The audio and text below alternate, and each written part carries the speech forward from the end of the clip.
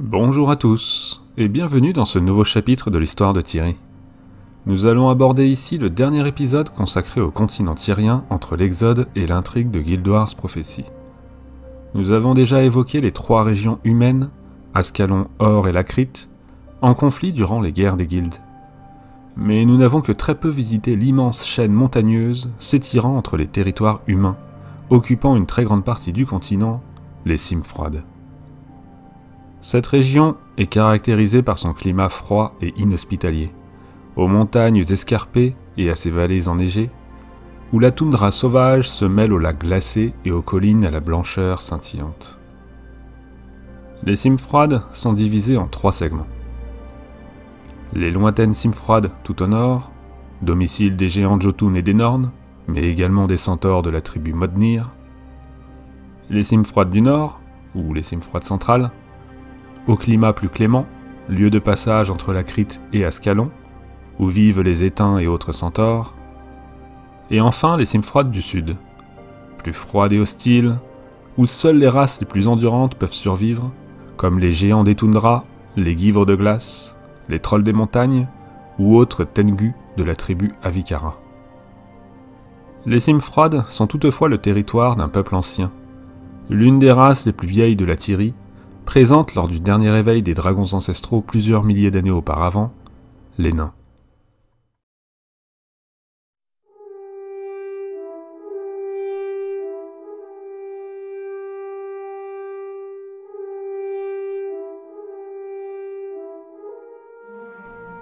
L'unification des nains était symbolisée par le royaume de Deldrimor, dont l'influence s'étendait des cimes froides du nord vers les cimes froides du sud. Un royaume bien plus ancien que les nations humaines, même si nous ne connaissons pas la date exacte de sa fondation. Les nains vénèrent depuis les temps anciens un dieu, qu'ils appellent le Grand Nain, qui vivrait dans un royaume nommé la Grande Forge, où les âmes des nains se rendraient après la mort. L'équivalent de l'outre-monde pour les humains en somme. D'après leurs croyances, tous les nains auraient été forgés par le Grand Nain lui-même au sommet du rocher de l'Enclume, et ce dernier leur aurait enseigné l'art de la forge, discipline qui sera pratiquée par ce peuple pendant plusieurs générations. Leur foi n'empêchait toutefois pas certains nains de vénérer une autre entité. Une organisation appelée la Confraternité du Dragon fut créée, chargée de veiller et de suivre les enseignements de Brill, ce dragon qui avait sauvé les races anciennes de l'extinction lors du précédent éveil des dragons ancestraux. La dévotion de ce groupe n'était toutefois pas assimilée à une croyance ou à une religion. Ces nains ne reniaient aucunement le Grand Nain. Ils avaient juste une pleine conscience de la sagesse de Brill et du rôle qu'elle jouera dans le futur de la Tyrie. Le règne de la nation de Deldrimor dura, des millénaires durant, veillant sur les nains et amenant sécurité et essor dans ces régions glaciales. Certains rois marquèrent l'histoire de ce peuple, à tel point que leur nom perdure encore de nos jours. C'est le cas par exemple de Droknar, souverain aimé et adulé, guidant les tribus de Deldrimor sous une seule bannière et siégeant depuis sa capitale, la forge de Droknar. Parmi les paysages enneigés et glacés s'élevaient des forteresses et des temples, construites de la main habile des nains, symbole du savoir-faire et de l'expérience du peuple de Deldrimor. La citadelle de granit, magnifique forteresse, offrant un moment de paix au milieu d'un paysage mortellement hostile. Ou la basilique de pierre, ancien monument niché dans les profondeurs de la Tyrie, symbole de la résilience des nains en ce monde. Mais je sais, brève d'admiration nostalgique des temps anciens, contemplons la situation des nains à l'époque qui nous intéresse, c'est-à-dire durant la troisième guerre des guildes. À ce moment-là de l'histoire, Deldrimor était dirigé par le roi Jalis Martelfer, et ce dernier, à l'image de son ancêtre Droknar, était réputé pour être un bon roi, prenant soin de ses sujets et veillant à ce que son royaume vive en paix, malgré que les races voisines fassent un sacré tapage. Jalis régnait depuis sa capitale, située dans le sud des cimes froides, le donjon de Chef Tonnerre, et il était aidé par son frère, le fidèle Breknar Martelfer. Mais cette douce paix était menacée. Les cimes froides se trouvaient en plein milieu des guerres humaines, passage obligé entre Ascalon à l'est et Or et Lacrite à l'ouest. Ce peuple, qui n'était même pas natif de ce monde, se répandait comme une traînée de poudre aux dépens des autres races de la Tyrie, et amenait progressivement leur guerre sur le territoire des autres peuples. Une haine grandit au sein du peuple nain. Une haine qui se matérialisa bientôt sous la forme d'une organisation aux ambitions radicales qui allait scinder la population naine en deux.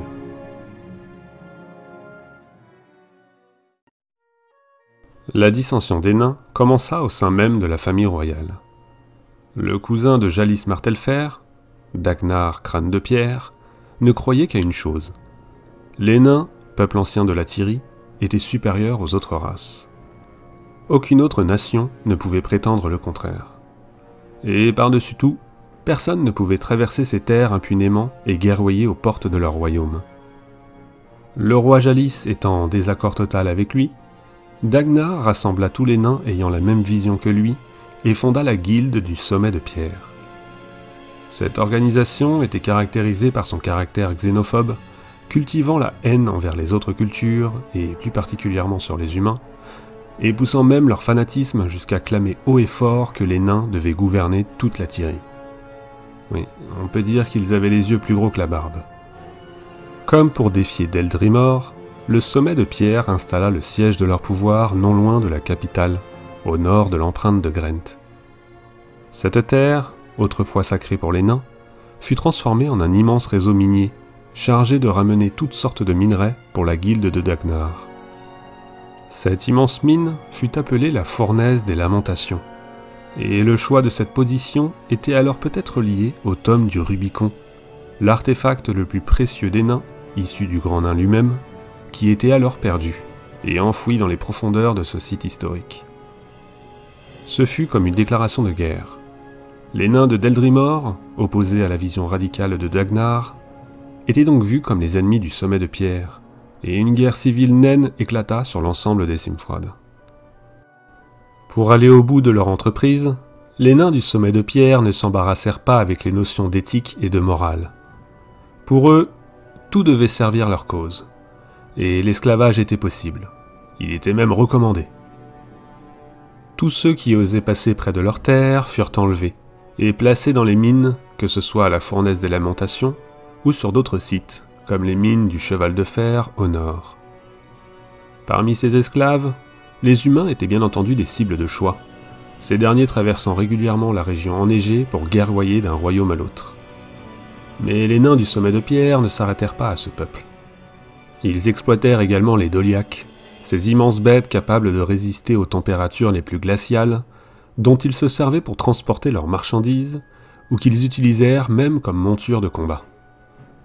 Leur puissance militaire était également composée de golems de glace, invoqués depuis un artefact connu sous le nom de cœur de glace, qui leur permettait d'agrandir indéfiniment leur armée. Pire que tout, ils n'eurent aucun remords à réduire en esclavage des nains de Deldrimor, même s'ils étaient de la même race. Le fanatisme du sommet n'avait alors plus aucune limite.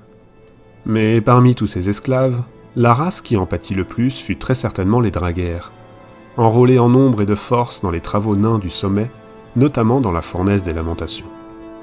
Les hommes taupes, contraints par la puissante guilde à creuser sans relâche dans les profondeurs des cimes froides, tentaient malgré tout de fuir le joug de leur maître, mais sans succès.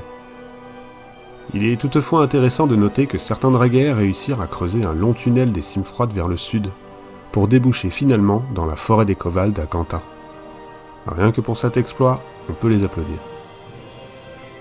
Des esclaves pour s'occuper de leur basse besogne, des bêtes pour appuyer leur armée, le Sommet de Pierre avait les mains libres pour mettre des bâtons dans les roues du peuple de Jalis Martelfer. Deldrimor et le Sommet de Pierre étaient donc en froid, et la guerre entre les deux peuples nains battait son plein, sans qu'aucun des deux camps ne prenne l'ascendant sur l'autre. La guilde de Dagnar était cruelle, sanguinaire et brutale, capable de démembrer n'importe quel individu de sang-froid sans éprouver d'émotion. L'école des cimes froides devint une région dangereuse, et le chemin qui serpentait de la Crite vers Ascalon était un piège mortel pour les humains. Et l'union qui caractérisait les nains depuis les temps anciens n'était désormais qu'un lointain souvenir. Nous voilà donc revenus en 1070 après l'Exode. La Tyrie est en proie à d'innombrables conflits, étendue à quasiment l'ensemble du continent. Bientôt, toutes ces guerres prendront fin, et le destin du monde tout entier sera mis dans la balance, pour les humains comme pour les nains. Et tous ces acteurs devront choisir entre l'union ou la fin de la Tyrie. Et voilà, mon premier objectif en lançant cette chaîne est enfin atteint, relater tous les événements ayant eu lieu avant le début des jeux. Je savais qu'il y avait beaucoup de choses à raconter, mais je ne pensais pas que ça s'étalerait sur 14 chapitres. Je suis donc bien content d'être arrivé jusque-là, c'était un pari un peu fou à la base. Bien entendu, mon objectif a changé depuis, je compte bien continuer, et m'attaquer maintenant à l'histoire des jeux. Il y a aussi des événements non présents en jeu, se déroulant entre le tutoriel de Guild Wars Prophecy et le vrai début de son intrigue, et nous allons bien évidemment les aborder. J'ai hâte de vous retrouver pour ce nouveau cycle, cela promet d'être épique. Portez-vous bien jusque-là et à très bientôt. Salut!